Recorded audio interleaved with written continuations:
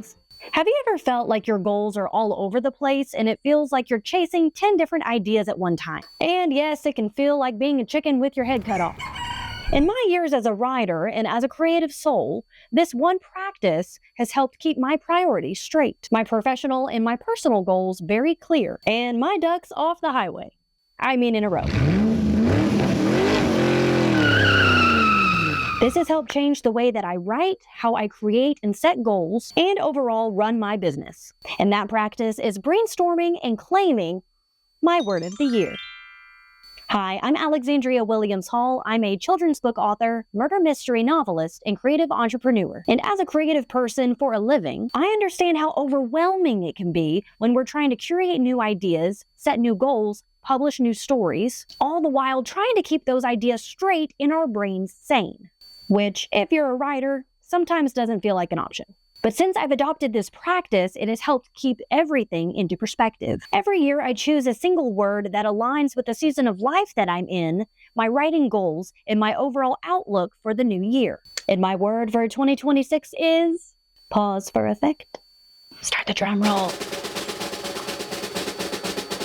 Devotion. Now, for some of you who may be new to this practice or may not understand how it can truly help you, you're probably sitting at home thinking, how can choosing one word really make a difference? How can one word truly change the trajectory of my success and my life as a writer? Let's start with breaking it down. Step 1, the concept. For those of you at home, I challenge you to brainstorm with me in this video as we go through the concept and the process of choosing the word for the new year and how this one word can help reframe your entire mindset as a creator. The first step in the concept of this practice is when choosing your word for the year, define what a word of the year is and what it means to you. This word will help guide your decisions and help you to refocus in case you ever start drifting off the path to success. So let's use my word for 2026 for an example. The word devotion. To me, devotion is the promise you make before results begin to appear. And to give you another example of what I'm talking about defining your word, let's take Gidget's word for the new year, for example. This is about to be a catastrophe. Sorry.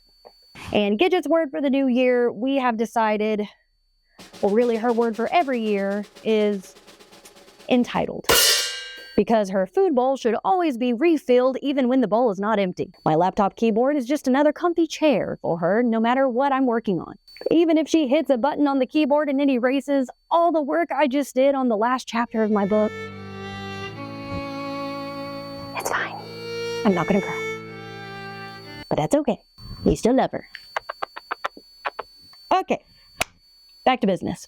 Defining the word devotion. For me, this means making the choice and the conscious effort to always choose my craft, whether that be on the exciting days, the ordinary days, and even on the really quiet days. Those are the days when you're not feeling the recognition as a creative writer. Maybe you're not seeing the number of book sales you would hope to meet for that month. And even after I have tried and tried and tried again, no matter how many times I try, it feels as if I'm not getting any closer to my goal. And as creatives, we know the drill. We've all been there.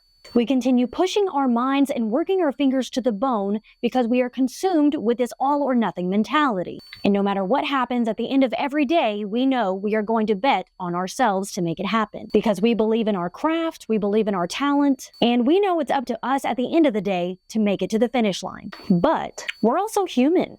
And sometimes we want to continue pushing ourselves even though we are so tired, and sometimes it even gets us to a breaking point. So on the days when I have a choice to wallow in disappointment or remember to give myself some grace, my word of the year, devotion, is reminding me this. This is worth my time. This is worth my care. And this is worth showing up for again and again and again for me.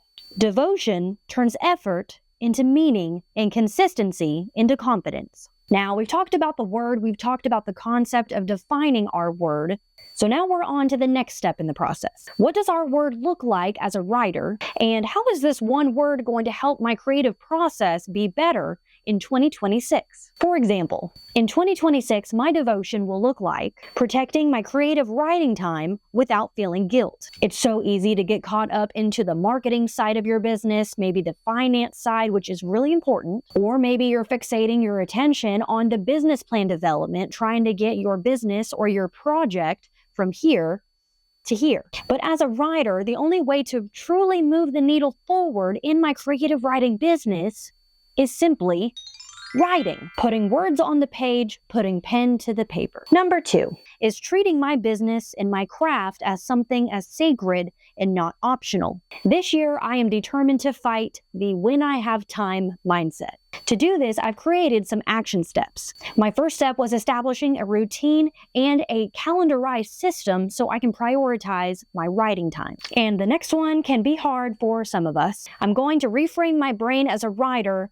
to where I pay myself in respect first before my work sees profit. Because as creatives, it's important to remind ourselves our work has worth before we see a paycheck. Next, I'm going to track my writing hours. And when I've completed that writing goal or that writing milestone, I'm going to celebrate because I'm working at progress, not perfection. Another way I will see devotion in 2026 is writing, building, and learning even when my progress feels slow. So I'm going to reframe my writing as a service and not self-indulgence, because the work I'm doing, I truly believe, is bigger than myself. For me, my children's books are helping shape young minds. My murder mysteries are inviting readers to think, feel, and escape. And as a wedding magazine designer for couples, my magazines are preserving meaning in the once-in-a-lifetime moments and giving language to a love story through storytelling. And at the end of the day, my word for 2026, devotion, reminds me, there's nothing to prove to anyone. I'm simply devoted. Somebody cue the Sandy song from Greece. Simply devoted to you. But now.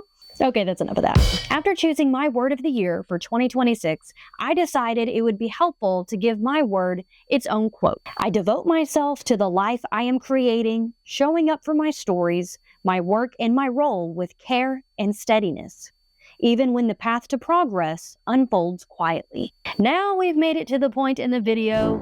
It is your turn. Have you chosen a word for the new year yet? If not, I encourage you to follow these following steps I'm about to give you. It will help you get the perfect word for your new year and help you get on the right track. If you're like me, in between the creative writing time, you're probably journaling. To get to your perfect word for the new year to help get your creative goals on track, I encourage you to journal these prompts. Take some time to reflect on last year. What worked in your system as a writer and what could you have done better? Next, after you've gone through that list of things that worked and that didn't, you're probably able to narrow down a word that best fits your goals for the new year. But before you do, I urge you to pick a word that will excite you, but also challenge you. Next, I encourage you to keep that word visible at all times. This may be on your phone, on a Post-it note, on your laptop, on your Kindle. It's important to revisit this word and its meaning and have a check-in with yourself from month to month so you can adjust your steps of action in your mindset. So, after all that, have you chosen your word for the new year yet?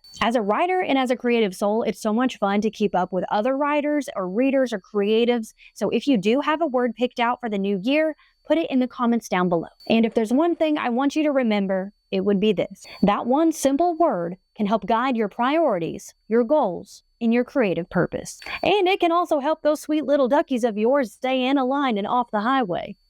Or in my case, out of the wood chipper.